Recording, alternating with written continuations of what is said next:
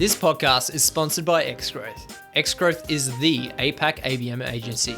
If you and your organization are looking to land and expand enterprise and mid-market deals, Xgrowth is the agency to help. Xgrowth works with a wide range of international and global technology vendors, service providers, and B2B SaaS companies. If this sounds like something you're interested to know more about, make sure to check out Xgrowth at xgrowth.com.au. That's xgrowth.com.au and chat with the APAC ABM agency.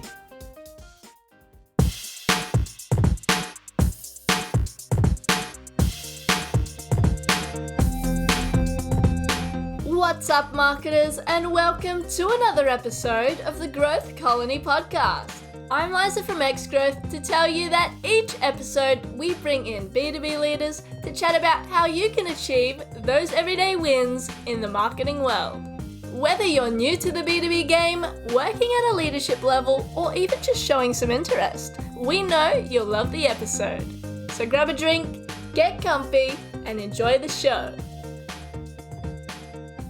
Hello everyone, welcome to another episode. I'm Shaheen Hoda with Xgrowth, and today I'm talking to Matt Wade, VP of Marketing at BlueBotics, about his journey in the past 2.5 years building the ABM program at BlueBotics. Now, I'm really excited about this conversation because it's rare that you get the glimpse into an ABM program like this that has been running for a while and organizations that would stick with the program. So super excited about this conversation and hearing more about the journey. Matt, thanks a lot for joining us on the podcast. Pleasure. Nice to be here. All right. So let's dive right in, Matt. I love to hear about if you could paint us a bit of a picture in terms of what BlueBotics ABM program looks like today. And then we can kind of go back in stages of like how did that maturity of today's maturity happen over time. So can you give us a little bit of a picture of where ABM is at BlueBotics? Sure. So today we are running 2 ABM programs currently. Now, these are targeting different targets because as a business, we produce autonomous navigation technology, which goes inside vehicles like automated forklifts and mobile robots that are used in factories. So very much B2B. And one of our programs is what we call a one-to-few, so with a small target list, and that is targeting a particular type of vehicle maker. So the kind of OEM that we like to work with and that we want to integrate our technology inside those vehicles. So that's a small target list of around 15. The other program we're doing is what the agency and it's generally called a one-to-many, so a much larger target list of something like 300-400 companies. But on that side, we're not targeting vehicle OEMs. We're much more looking at potential end users of those vehicles. And that's part of our strategy to help our customers sell more. So what we're really doing is talking to those guys. It's more of an educational piece almost about the type of technology and weaving into that, the navigation inside them and how that helps. Interesting. And tell us a little bit. Let's dive into the one-to-few. Like, what does that look like? The program. What are the bits and pieces that go into the one-to-few program? So, if we take it in phases, we typically start. Well, obviously, we have to decide what our general targeting approach is. So, what's the strategy there? And for this one, without going into too much kind of company detail, we're targeting producers of a particular type of automated vehicle, with the aim that as they look to upgrade their navigation technology, that they choose BlueBotics. And we start a program like that by defining the type of target and building out like customer profiles and personas. And then what we do is use what's called an intent data tracking tool. So what we'll do is we'll load into that themes and keywords, and we're looking to find out which companies are engaging with these kind of themes. So we'll load in a huge list of potential target companies. Oh, not necessarily huge for a one-to-few, but a longer list than we would end up with. And we'll load in keywords and themes and so on. And from there, we'll see, so maybe we loaded in 50 or 100 companies. We see these 10 or these 20. Sometime within the last few months are kind of engaging with those themes. So that might be somebody at that IP address reading an article on that topic or searching or watching a video on that topic. And what that's given us is a list, basically say, okay, these 20 companies, there seems to be some activity on these themes, which suggests that they might be in market for this type of technology. Because the goal really with the intent phase is not to target just equally companies that may or may not be anywhere near needing our kind of technology. It's really finding which are, let's say, in market or interested at the time, so that we, I guess, prime the pump to some degree and try and target people who are likely to be receptive to that message. So that's the first stage. So after the personas, we do the intent tracking. And then once we have that list, then we'll work much more on, okay, what's our messaging going to be and what are our tactics going to be through the program. We're talking generally about a program for a one-to-few campaign of an initial program of around 6 months. And the first 3 months is really that planning, developing content, and developing the tactics we're going to use. And then the second 3 months is the let's say, the activation period. Interesting. And would you be able to shed some light on the one-to-many as well, of like what does that look like? Yeah. So, both are similar in the sense that they're both very much kind of a multi-channel program, right? So they're incorporating everything from programmatic ads at a branding level through LinkedIn ads, through what we call social selling. So like connection campaigns from our staff to target end users on LinkedIn. We also use tactics like content syndication, where we'll take a guide we produced and host that on additional sites as a lead gen kind of tool, and up to and including marketing email sequences for, once we have the email address of somebody, they've downloaded the guide or something, there'll be a marketing sequence, and then also sales sequences for those that have really engaged strongly with the marketing sequence. So there's all these different kind of tactics and tools coming together. So that's across both of them. I'll get to your question, sorry. And then the one-to-many. No, this is great. This is great stuff. No, please. So the one-to-many, how's it different to the one-to-few? Well, one-to-few, we were probably looking at around 15 target accounts. One-to-many, we're looking more in the hundreds. And we're using that for our end user campaigns because, you can imagine that the potential end users of this type of automated vehicle in a factory or in a warehouse, it's pretty much any company that produces anything, who has a production area, a logistics area, and is looking to move materials and goods and finished products around and between those two parts of the site. So yeah, one-to-many is so it's a larger target list, and as a result, the messaging by definition is a little less personalized. With a one-to-few, you're really trying to personalize that down to a target company level with the insights about that company.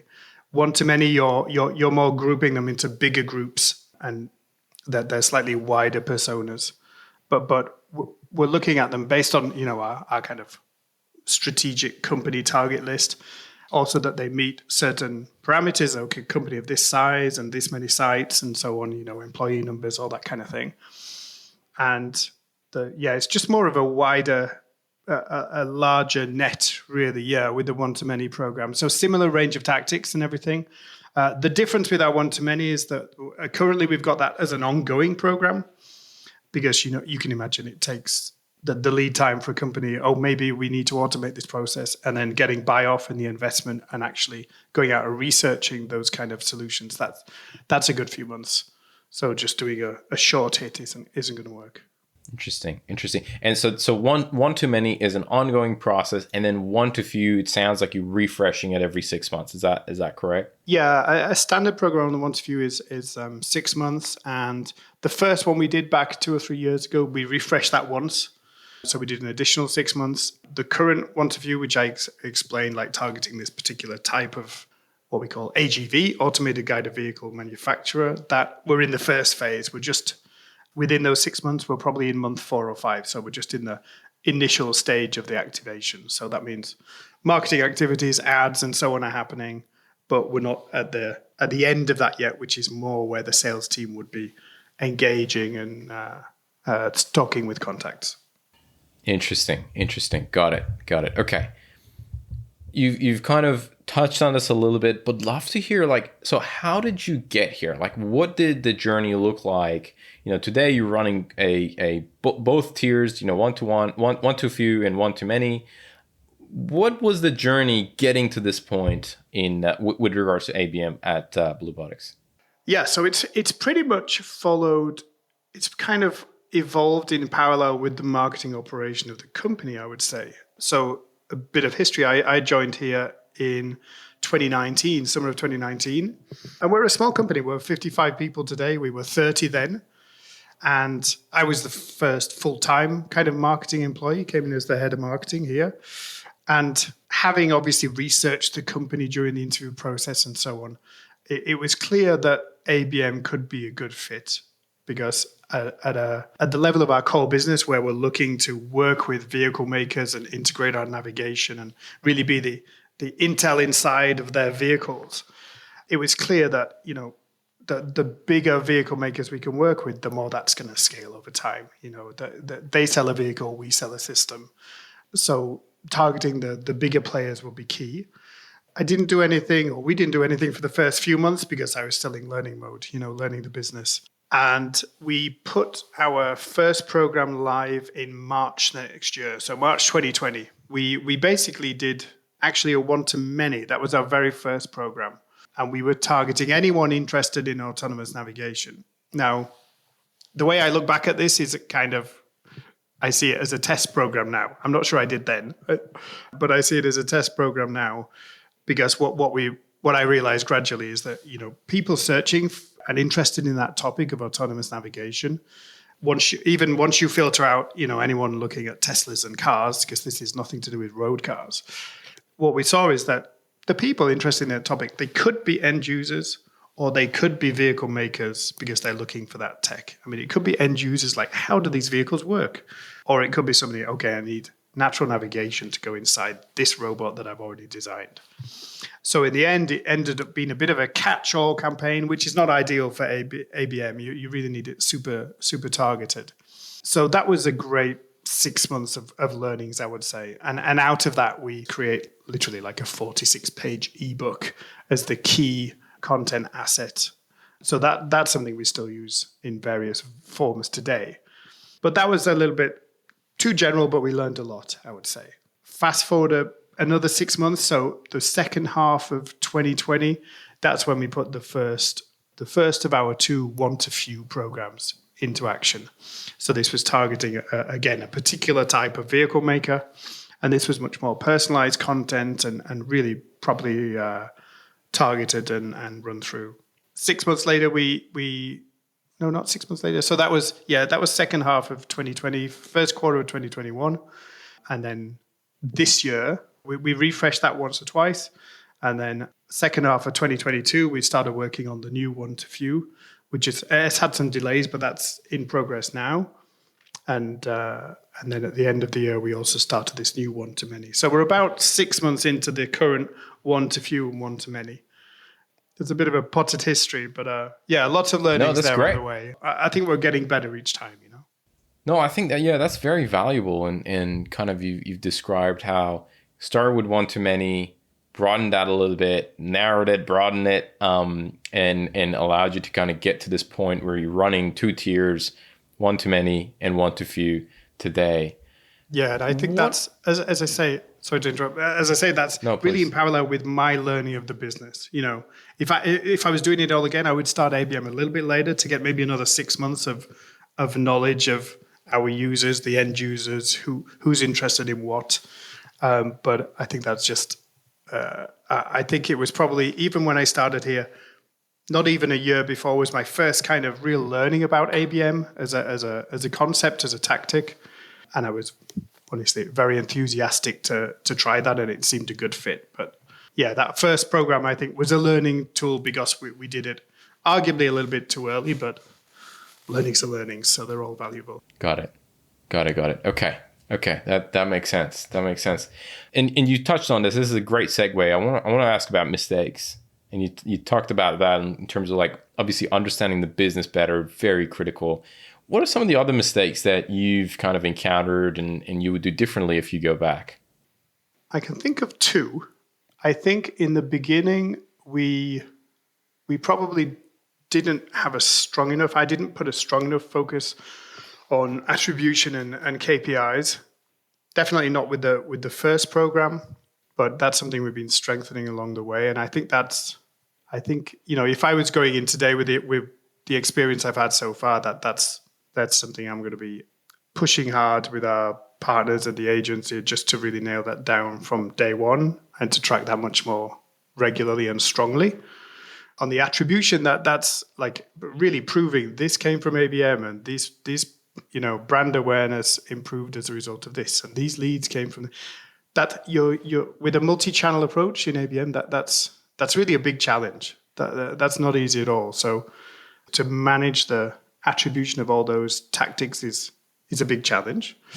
And I think that the more focus on KPIs has come along with like my growth as a marketer and also our evolution as a company. As I say, when I say it's in parallel with our marketing growth, if you like, our big focus at the beginning was just brand awareness, was getting BlueBotics known by more potential vehicle makers and end users in the industry. So we did a lot around that at the beginning. Alongside ABM, we were doing a lot of PR and a lot of paid social, just boosting and trying to get our name out there. So a lot of those initial KPIs were brand based. So that was great. I mean, we did really well in terms of brand awareness, impressions, and so on. But it's important to obviously have an even stronger focus on KPIs through what we call the 3 R's, right? So you got reputational, brand awareness, relationships, conversations with, and then revenue stage. So yeah, attribution and KPIs will be my number one. Push harder on that. And my second one. On that note, before we're going on the 2, I want to dig a little bit deeper. So how are you doing it now? Like, how did you have improved the KPI and the attribution over time? What does that look like? What does that look like now?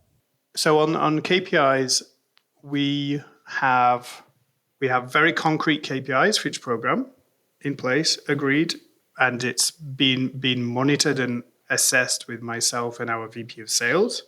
Basically, for each of these programs, we have a weekly call, and then the reporting call is done on a monthly basis for both programs. And I'm lucky as well that our new VP of sales has huge industry experience in much larger companies. So he's bringing a lot of a lot deeper experience there, and is helping me keep that on track. The second mistake that I was going to mention, which it's a little bit embarrassing, because I read a lot about ABM at the beginning, and obviously everything you read about how to do ABM is sales and marketing alignment. It's important. So I feel like I've read, I don't know how much about that, but then doing that is different to reading about it. And I think, and even if you think you're doing it, you might not be doing it perfectly. And I think what I learned in particular from the first One to Few program is that so in an ABM program, think of it, in my experience, in two halves of an ABM program. And the first half is very much marketing activities. It's your programmatic ads and your LinkedIn ads and so on, and marketing email sequences, that type of thing. The second half is much more sales-led, needs to be much more sales-led. So it's the agency and marketing and working with sales. Okay, so we have an explaining, okay, this target account had this engagement. Why don't you contact them through here, or try calling them up, or different actions at different phases depending on the engagement. But it's much more sales. Can you now do this? And let's do this together. Now, I think with the first One to Few, the mistake we made was we pretty much presented the ABM program to the entire sales team at the beginning, but then only involved them when we got to the second half, by which point it's just, lost in the fog of day-to-day business. And what we're doing now, by contrast, is that these weekly calls, that they have the relevant sales managers right from the beginning of the campaign. So they're aware, okay, what's happened? And when we say this target account is engaged, what does that mean? Oh, they've done this, they've read this, they've clicked this, So it's much more fresh in their minds. And they've seen, there's a psychological aspect, I think. They've seen all the work that's gone in, that they've bought into the process. So I think involving them from day one at the right level, but at a deeper level than you probably think as a marketer, that's really key.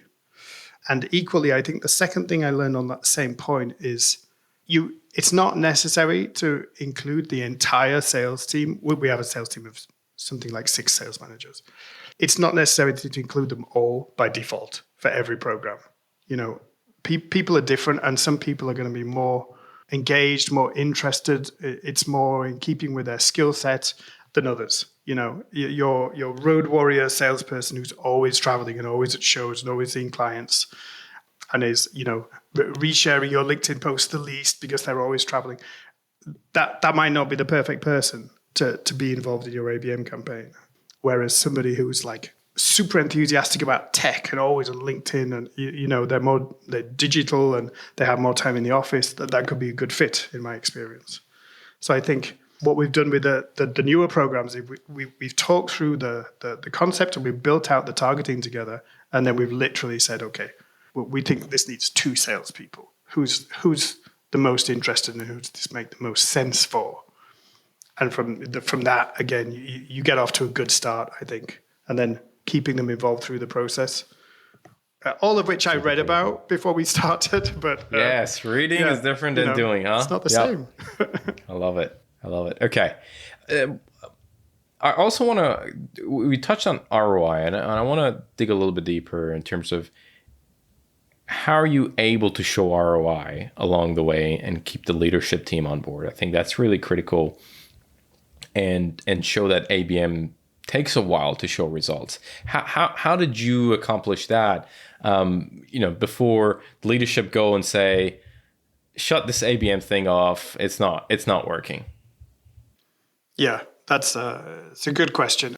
I think we started and continue really, but we started by explaining that it's a marathon and not a sprint, particularly when you're starting from the point of view of needing to grow brand awareness quite a lot. I mean, we had brand awareness, but there was definitely room for expansion there.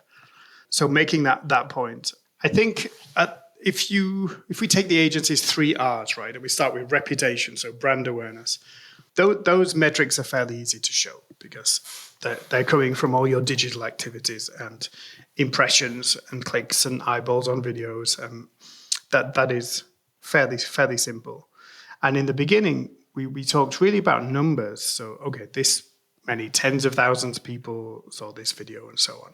What we're doing more in recent times is we're saying, okay, the target list is this many companies. What percentage of these companies have seen content, engaged with content, through that 3R process?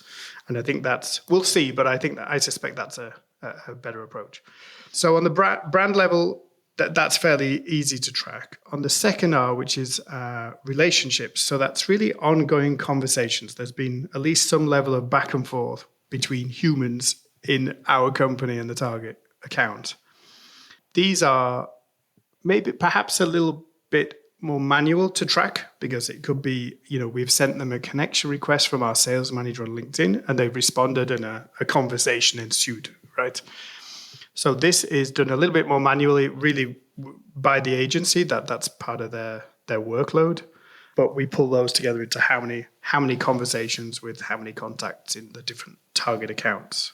Revenue is for sure the tricky one, both in the sense that, it's a long time coming on our navigation business, for example. We might start talking to a vehicle maker and it might take months, years before they start their vehicle project with us. But what we did for the first program is we took all the recent partnerships and kind of worked it backwards as far as which of those were either on a target list or would have been, or we could show that had been influenced by ABM content, so they'd engaged with some of that. So that's the way we did it in the beginning. I think with the newer programs, certainly with the one-to-many, that will be easier because it's a direct contact. It's an end user, sees some content, sees an ad, comes through to the site, and then we have the full CRM underneath. So that we can track all the way through to, introducing them to our vehicle maker customers. But yeah, I think the main point there is on the revenue side that it's about what was the direct result and where did ABM influence that? And in most cases, it's going to be an influence. That's the majority of the kind of engagement you're going to see, I think. Got it. We've talked a fair bit about reporting. I'm curious, did you introduce any tools, any ABM tools into BlueBotics, or were you solely relying on the partnerships that you had with your agency and so on and so forth in terms of the tools that they had? Did you introduce anything in the organization? I would say not really on the specific ABM side. So the different tools that we use via the agency for that kind of multi-channel program, that they're very much pulling that together for the reporting. We obviously do better and better, I think, our own reporting of our other activities, particularly digital. So, for an example, we have on the end user side now, we have a fairly wide-reaching and solid Google ad program across, display, YouTube, everything. And what has been key, one point recently has been key, is really to separate those two out and to make sure there's no kind of cross-pollution of your reporting stats. So any target account that's in an ABM program is excluded from the Google program. Partly to make the reporting easier, and partly because it's not our intention to just spam with ads or messages or emails any of the target accounts. So we want to make sure that if they're in the ABM program, they see just what we're doing in the ABM program, and they're not being additionally retargeted or seeing Google ads, and it could easily become too much. And that's our goal, is not to frustrate the people we're trying to do business with. Interesting. So all the content syndication, display ads, intent data, even reporting, that all kind of sits with the agency, and you haven't really internalized or brought a tool to kind of do any of that stuff within the company. Is that right? Not on that side. No, I have we have a team. We have 4 or 5 in the marketing team of different percentages, and they're focused on everything but ABM. But where the overlap comes in terms of work, if you like, is the content. So we have a dedicated content manager.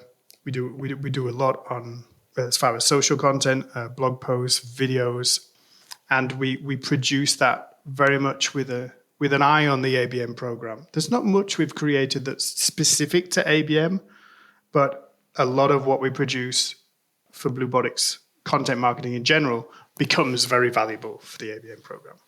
Interesting. Very interesting. Okay. Matt, I have a couple of rapid fire questions that I want to ask you, but before we get there, you think is there anything that maybe I haven't touched on where you think it's important for us to talk about with regards to introducing, growing an ABM program and kind of maturing it over a period of time? Not that I could think of. I suppose my summary point would be that the buy-in early on from management and keeping the sales team alongside, and then accompanying all that with very solid concrete KPIs and monitoring, so that everyone is aware of the progress, and equally they can all chip in additional ideas because they're engaged in the process. That never does any harm to have additional inputs. Hey, it's me again. Just here to let you know that I'll be hosting XGrowth's upcoming webinar about increasing your share of wallet with ABM and customer marketing. You'll hear from Stephanie Deschamps, Head of Marketing, APJ at Boomi, Suzanne Pellizzari, Director of Global Account-Based Marketing at CSG, and of course, Shaheen Hoda, Director of Growth at XGrowth. So catch us live at 12:30 p.m. Australian Eastern Standard Time on Friday the 16th of June. Save your spot and register with the link in the podcast description. I'll see you there. Let's do some rapid fire questions. Shoot. All right. The first thing I want to ask is what is one book, and it sounds like you are a reader from all the ABM stuff that you've gone through. So what is one resource? It could be a book, it could be a blog, podcast, talk, whatever it is that has had an impact on the way you work or live. What comes to mind? Can I say 2? Yeah, of course. I can never get down to one. One book, Building a Story Brand, that one for sure, which is very much how to build your company messaging around that hero journey of and puts the customer at the center rather than we do this is our product, are we great? So that one for sure, that really helped us rework all the BlueBotics messaging when I arrived and make it much more clear what we do. And the second one that springs to mind is They Ask You Answer, which as far as what do I do for content marketing, just read that and do what he says, because that's it's perfect, really. I love it. I love it. All right, fantastic. Question number 2. If you could give one piece of advice to B2B marketers, what would it be? Treat your sales team and your marketing teams as the same team. That's so true. That's so true, and so hard sometimes. Who are some of the influencers in this space that you follow? I had a bit of an obsession with Gary Vee in the early days, as far as social media and how to do that is concerned. Yep.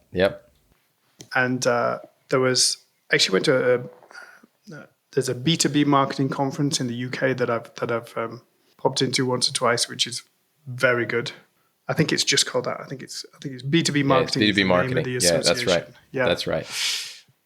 And those are the main two that spring to mind right now. I think that's something I don't know about other marketers, but it's something I always struggle with. If you're in a fairly kind of SME size company and you're running the marketing there, it's quite hard, to find peers to bounce ideas off. So, we've ended up kind of creating a couple of groups of marketing peers in companies the same size for, grabbing the occasional lunch with and just asking them a bunch of questions, because it's following people online is great and you can learn a lot, but it's also, they're mainly often out of the US. It's a different market, the different kinds of businesses.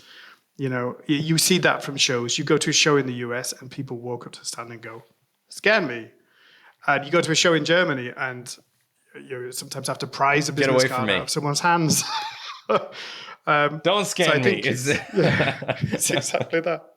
So I think it's useful to have, peers locally who understand, not just maybe your industry, but even more the market and Europe and the culture. And yeah, absolutely. Exactly.